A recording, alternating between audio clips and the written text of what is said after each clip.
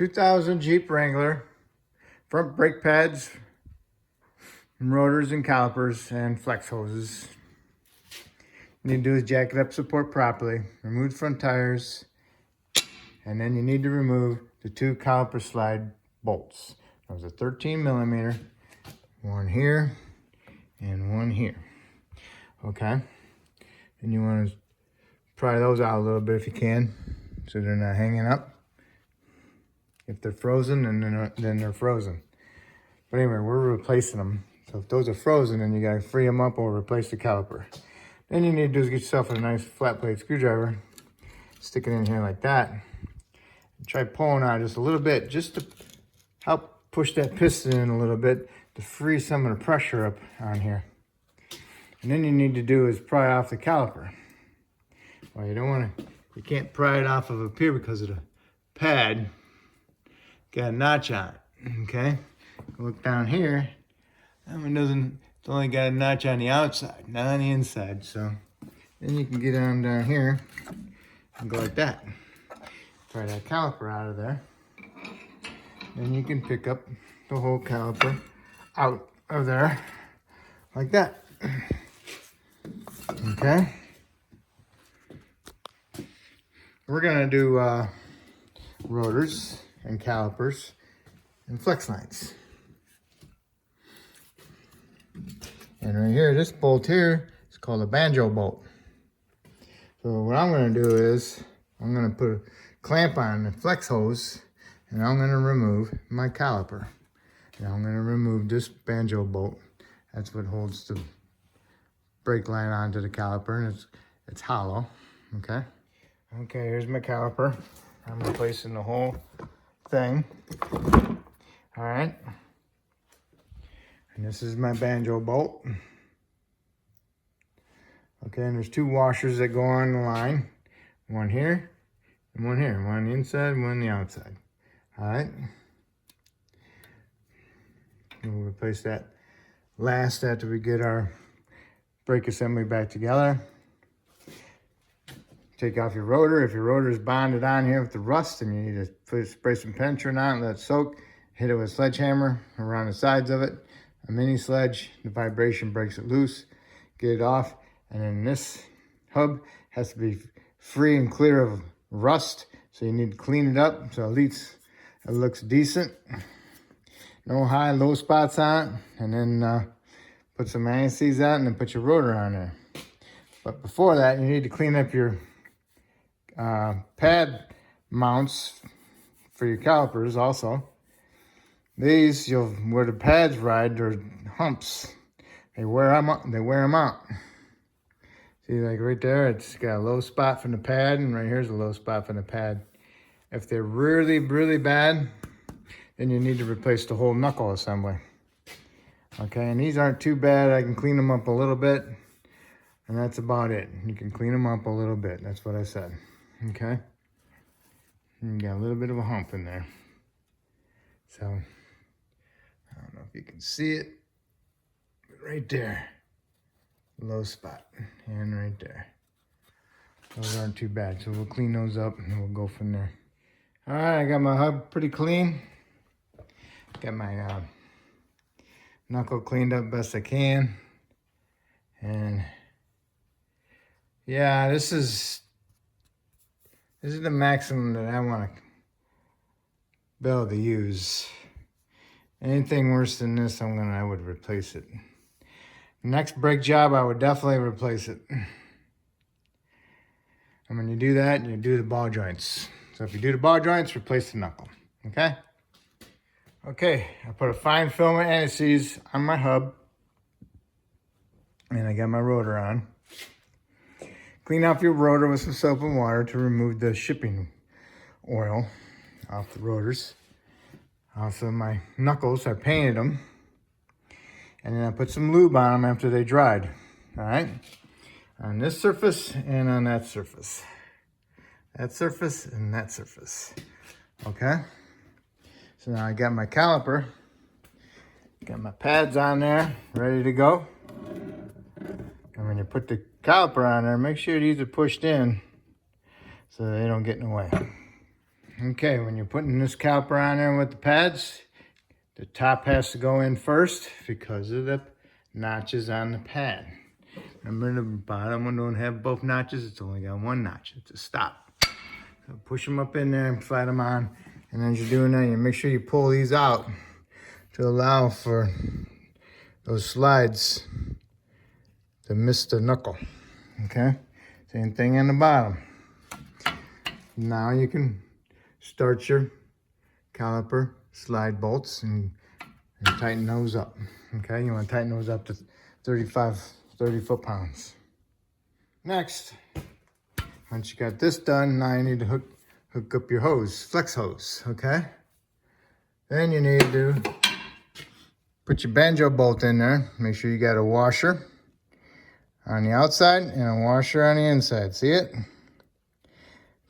I had 2 washers that came with the caliper and 2 washers that came with the line.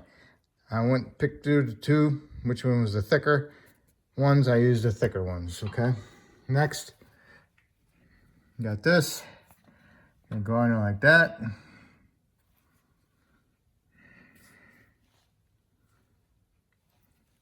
See which hose works the best. This should be the right side, going to the part number. Okay, I used a 3/8 line wrench. I broke it loose. Make sure when you turn it, you're not twisting this line. As long as it's turning freely, you're good. And then I can use my regular 3/8 wrench to finally get it off. If it's frozen on there, you have to heat it up with a torch a little bit and then break it loose. And then keep putting some penetrant on it. Now the bolt holding this on there is a T40, it's a Torx. Okay, take that out. Undo your line. Get it off there. It clips into there like that, okay? Drop it on the ground. Grab your new one. Make sure you put it in there. Goes into that hole there. And line that up. Put some anti-seize on it. Work it in there. And then just get it started. All right. You got your banjo bolt. You got it tight. Torque that to like 20 foot-pounds. Get your line started into your flex hose. Get it started, threaded in there. And then line up your holes and get your bolt started. Tighten your bolt. And then tighten up your fitting. Okay? And just let it sit there for a little bit. Go do the other side. And then come back over to this side. And then open up the side bleeder. And let the air out. And let it keep bleeding until no more air comes out. If I'm not getting any fluid coming out, what I'll do is I'll lower it down. I'll take the cap off and I'll top off the fluid and I'll leave the cap off because sometimes with the cap on, it doesn't allow it to drain. So it needs that atmospheric pressure to push down on it, to push the fluid through gravity. Okay, so we'll just keep an eye on it, and I'll go up on top and open it up and add some more fluid. Okay, all right, I can close it up. Okay, I closed the bleeder. Now I'll take my hammer and I tap on it. That vibration helps get the air from around the piston and get it up there towards the bleeder. All right, so now when you got both sides done and you're to this point, you can go inside the cab and push the brake pedal to the floor a couple times. That'll push that piston out, and then it'll help remove some of the air that's trapped around it, and it will re-bleed it. Okay, you got both sides to the point where you're at right now. So now I went inside and I pushed the pedal to the floor a couple times to take up the gap in the pistons between the pads. And now I'm going, and I re-tapped on it with my hammer. And now I'm gonna recheck my bleed again, okay? Did you see that little whoosh come on there? That was the air that was trapped behind it. Okay, so now we'll just let it bleed. See how the fluid is yellow? If you want, you can go ahead and just let it bleed out till it gets to be nice and clean, and you make sure you keep adding your brake fluid to the master cylinder to make up for it. Okay.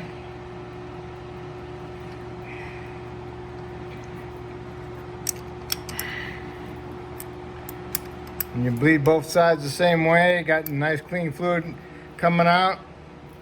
Tighten it up, then put your little cap back on it. I always take my bleeders out and I put some anti-seize on them. Okay. And that's it. And that's how you do your front brake pads and rotors, calipers, and flex hose. Okay. If I helped you out with this video, that's awesome. Hopefully you can help me out by subscribing, and I appreciate it. Okay, see, here's my other hub. Here's my other knuckle. I cleaned it up. Got some paint on there. You can see the indentation of where the pad rides and wears them out. I clean them up. I rub them, get that hump out of there a little bit, allow that pad to move over it without getting stuck on it. And then I'll put a little bit of anti-seize on these hubs. The reason why you want the hubs nice and clean, no high spots, because if you have a high spot, it's like having an out of round rotor. Like you got high and flat spots on a rotor, you get a brake pulsation.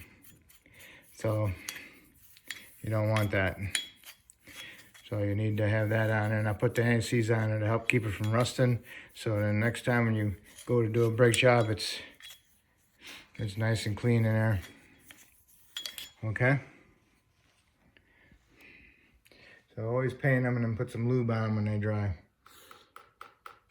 And don't forget, when you put your tires back on, you want to tighten your lug nuts to 100 foot-pounds, get it on the ground, go inside the vehicle, and pump your brake pedal up and make sure you got a good firm brake pedal. You want to do that because you want to make sure that you got brakes before you put in drive or reverse. Because if you don't have a good firm pedal, when you put in drive or reverse, you're not going to have any brakes. So make sure you got a good firm pedal. And then also go and check out your reservoir, make sure it's topped off, okay? And put your cap back on.